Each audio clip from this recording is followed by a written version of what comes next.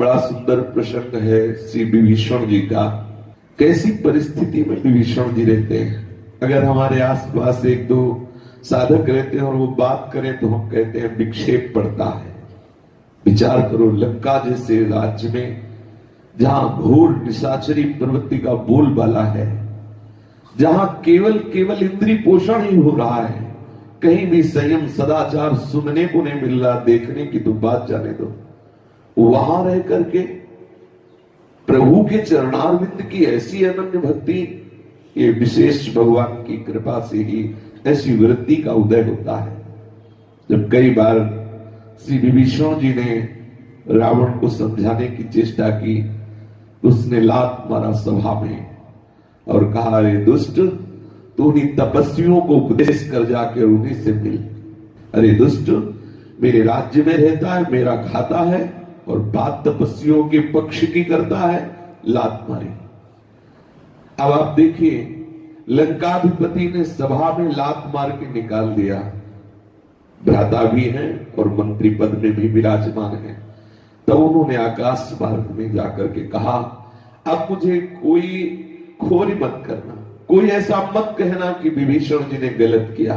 देख लो, मैंने बार बार इसे समझाया, अब मैं रघुवीर की शरण में जा रहा हूं। बहुत ध्यान देने योग्य बात है। जब संसार से लात मिलती है तब प्रभु की शरणागति का स्वरूप प्रकाशित होता है। भजन तो कर रहे थे, प्रभु का कैसा प्यार है, ये हनुमान जी के दर्शन से विभीषण जी को पता चल गया था कि प्रभु मुझे कितना प्यार करते हैं। पर कहीं ना कहीं संपूर्ण शरणागति का उदय नहीं हुआ था। जे ही सभा में अपमान हुआ, लात मारी रावण ने, संपूर्ण आसक्तियों का नाश हो गया और प्रभु की संपूर्ण शरणागति का उदय हो गया। अभी प्रभु से मिले नहीं हैं। जहां संपूर्ण शरणागति हुई तो प्रभु रह ही नहीं सकते उसके बिना। देखो, विभीषण जी के मानस पटल पर प्रभु छा गए। प्रगट में अभी तक विभीषण जी ने प्रभु को देखा नहीं, लेकिन जो ही प्रभु की तरफ कदम बढ़ाए और लंका की तरफ पीठ की तो सामने प्रभु की सुंदर झांकी आ गई। विभीषण जी के मनोरथ प्रकट होने लगे। आहा, बड़ा रसमय प्रसंग है। विभीषण जी चल रहे हैं और भाव देश में देख रहे हैं। कितना सौभाग्य है जब किसी को ये लग रहा हो कि बस जन्म जन्म की चाह पूरी होने जा रही है, मैं अभी बस प्रभु से मिलने वाला हूं। सोचो कितना सुख होता है जन्म जन्मांतर से बिछड़ा हुआ, जब ऐसा लगता है मेरा प्रीतम अब मिलने वाला है। उसके हृदय के सुख का कौन वर्णन कर सकता है। मैं आज उन चरणों का दर्शन करूंगा जिनको सियाजू अपने हृदय में छुपाए रखते हैं। सियाजू जिस सदैव अपने हृदय में जिन चरणों का ध्यान करती हैं, आज मैं उन चरणों को देखूंगा।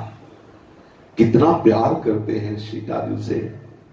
जानते हैं कि ये मृग का रूप धारण करने वाला मारीच है, कपट से स्वर्ण मृग बना है, लेकिन अपनी प्रिया की प्रसन्नता के लिए आप नंगे चरणों से भागते हैं उस मृग के पीछे। मैं उन्हीं चरणों का साक्षात दर्शन करूंगा। आज मेरा परम सौभाग्य, मुझे प्रभु के उन चरणों का दर्शन मिलेगा जिन चरणों की पादुका को भरत जी साक्षात सियाराम समझ करके सियाराम का अनुभव करते हुए सेवन कर रहे हैं। आज मुझे साक्षात उन चरणों का दर्शन प्राप्त होगा। आज मैं उन्हीं चरणों को इन नेत्रों से देखूंगा। मेरे अहो भाग्य। विभीषण जी आनंद में मगन हो रहे हैं। श्री सुग्रीव जी प्रभु से कहते हैं कि हे प्रभु, ये जो आया हुआ है, सूचना मिली है कि रावण का भाई है, आपका क्या आदेश है, इसके साथ कैसा व्यवहार करना चाहिए। प्रभु ने कहा कि आपका क्या विचार है इस विषय में। ये जो आया हुआ लंका की तरफ से है, इसका क्या बर्ताव होगा, कैसा भाव होगा। आप तो राजा हैं, आपका क्या विचार है, क्या करना चाहिए, तुम्हारी इसमें क्या राय है। वानरराज सुग्रीव ने कहा, महाराज ये राक्षस लोग बड़े मायावी होते हैं, ये कोई भी लीला कर सकते हैं, कोई भी दैन्यता दिखा सकते हैं, मुझे इन पर विश्वास नहीं करना चाहिए। ये इच्छा से रूप बदलने वाले छली न जाने क्या मन में रखते हैं और बाहर से क्या दिखाते हैं। इसलिए मुझे उचित तो यही लगता है कि ये मूर्ख हमारा भेद जानना चाहता है, कितनी सेना है, कौन कौन सा बल है, किस तरह से रावण पर चढ़ाई की जाएगी। हमें लगता है भेद लेने आया है। मुझे तो ठीक यही रख रहा है कि इसे तत्काल बंदी बना लिया जाए और दंड दिया जाए। प्रभु ने कहा बहुत सुंदर नीति का आपने वर्णन करना, राजनीति का यही नियम है, लेकिन नीति और प्रीति में अंतर है। सुग्रीव, तुमने नीति तो बहुत ठीक विचार कर कही, लेकिन प्रीति के विषय में तुम नहीं जानते हो। प्रभु ने कहा सुग्रीव, तुमने बहुत सुंदर नीति विचारी, बहुत सुंदर नीति कही, लेकिन मेरा एक प्रण है, जो मेरी शरण में आ जाए मैं उसे भय रहित कर देता हूं। मेरा एक प्रण है। जो ही प्रभु की बात सुने तो परम महाभागवत श्री हरि के नित्य दास श्री हनुमान जी की आंखों में आंसू आ गए। जय हो जय हो शरणागत वत्सल प्रभु, आपका ये स्वभाव, आपकी महिमा धन्य है। महान आनंद हनुमान जी महाराज जी को हो रहा है, आंखों में अश्रु चल रहे कि प्रभु आप महाकरुणामय हो, कैसा अपने शरणागतों पर वात्सल्य उड़ेलने वाले हो, कैसा दुलार करते हो। शरणागतों पर दुलार करने वाले प्रभु आपकी जय हो। पिता की भांति प्रेम करने वाला ऐसा कौन है जो अपने शरणागत सेवकों को ऐसा दुलार करे। श्री हनुमान जी महाराज बड़े मन ही मन आनंदित होकर ऐसा विचार कर रहे हैं। प्रभु बोले कि देखो सुग्रीव, जो मनुष्य अपने अहित का अनुमान करके आए हुए शरणागत का त्याग कर देता है, वो पामर है, वो क्षुद्र है, वो पाप में है, उसके देखने में भी हानि लगती है। ये सोचकर कि ये शरण में आया है, अगर इसे हम रख लेंगे तो हो सकता है हमारा नाश हो जाए, या ये छल कपट करे कोई ऐसा। अगर किसी भी शरणागत के प्रति ये भावना बन जाए कि इससे हमारा अहित हो जाएगा और उसका त्याग कर दे, तो क्षुद्र है, पामर है, वो पाप में है, उसका चेहरा नहीं देखना चाहिए। प्रभु ये सिद्धांत की बात कर रहे हैं, अपने हृदय की बात प्रभु कह रहे हैं। हे सुग्रीव, यदि करोड़ों ब्राह्मणों की हत्या करने वाला अपराधी पापी हो और मेरी शरण में आ जाए तो भी मैं उसका त्याग नहीं करता। ये वचन अपने हृदय में बैठा लेने चाहिए। हमारे प्रभु कितने करुणामय हैं। ब्रह्म हत्यारे को त्रिभुवन में कहीं शांति नहीं मिलती, और प्रभु कह रहे हैं कि यदि करोड़ों ब्राह्मणों की हत्या का पाप लगा हो और वो भी मेरी शरण में आ जाए तो मैं उसका त्याग नहीं करता हूं।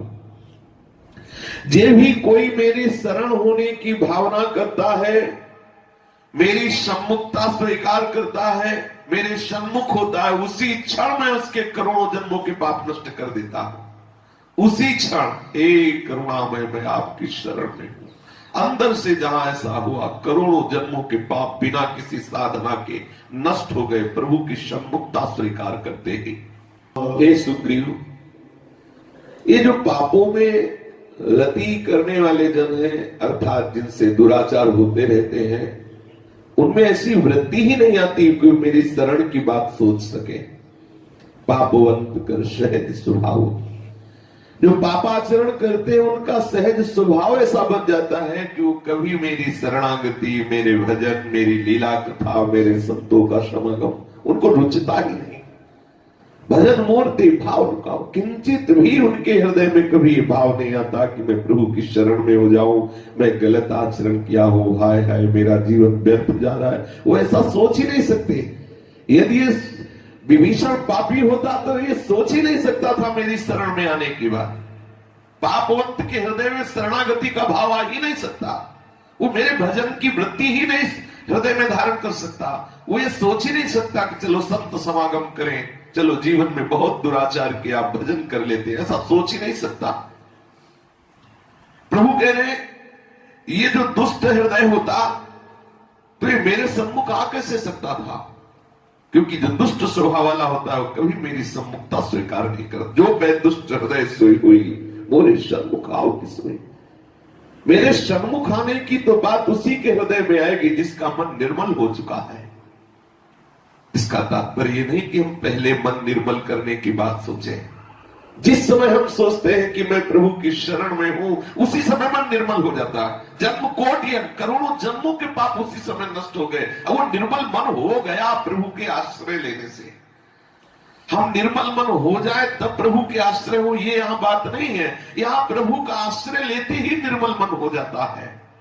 जो निर्मल मन वाला होता है वही मेरे भजन, मेरी शरणागति, मेरे चिंतन, मेरी लीला कथा में रति करता है और वही मुझे प्राप्त होता है।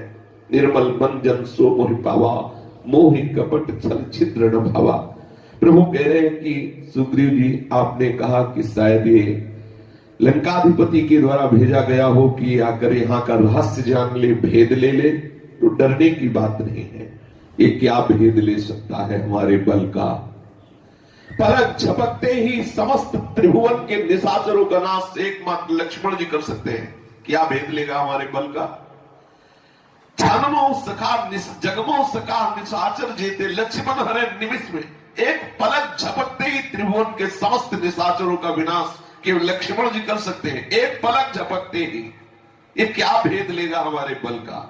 अगर ये भेद लेने भी आया है तो कोई हानि की बात नहीं। ये भेद ले ही क्या सकता है। एकमात्र लक्ष्मण पलक झपकते ही समस्त त्रिभुवन के निशाचरों का नाश कर देंगे। और कहीं यदि ये भयभीत होकर के मेरी शरण में आया है तो इसे प्राणों के समान ये देखो, ये बात हृदय में याद रखनी। प्रभु हमारे ही है। देखो कह जैसे प्राणों को प्यार किया करता है जीव, ऐसे ईश कह रहे हैं मैं उस शरणागत को प्राणों से भी अधिक प्यार करता हूं या प्राणों के समान प्यार करता हूं। प्रभु अपने शरणागत भक्तों को अपने प्राणों के समान प्यार करते हैं।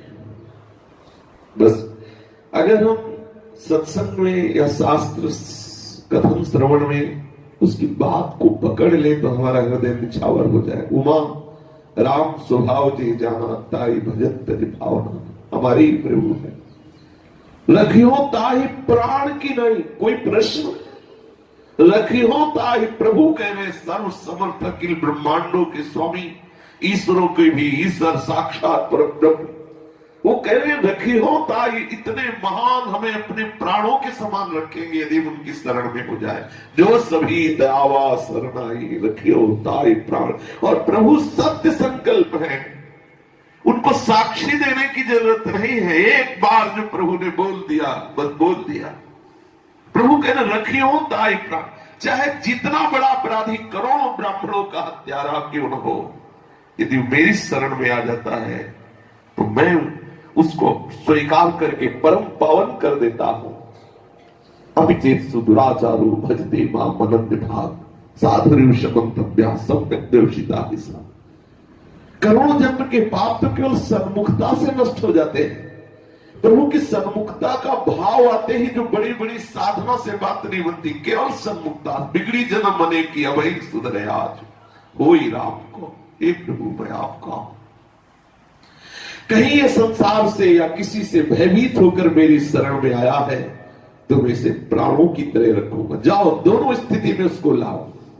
यदि भेद लेने आया है तो कोई भय का विषय नहीं है। भेद क्या ले सकता है। मेरे शरण में आया है जिसे प्राणों से बढ़कर प्यार करूंगा। जाओ इसको लेकर उभय भाग ते आगो हंस कहा कृपा निकेत। कृपा समुद्र प्रभु मुस्कुराते हुए आदेश करते जाओ विभीषण को लिवा के लाओ। हनुमान जी अंगद आदि जय हो, कृपा समुद्र प्रभु की जय हो, जय जयकार करके उनको लेने के लिए जा रहे हैं।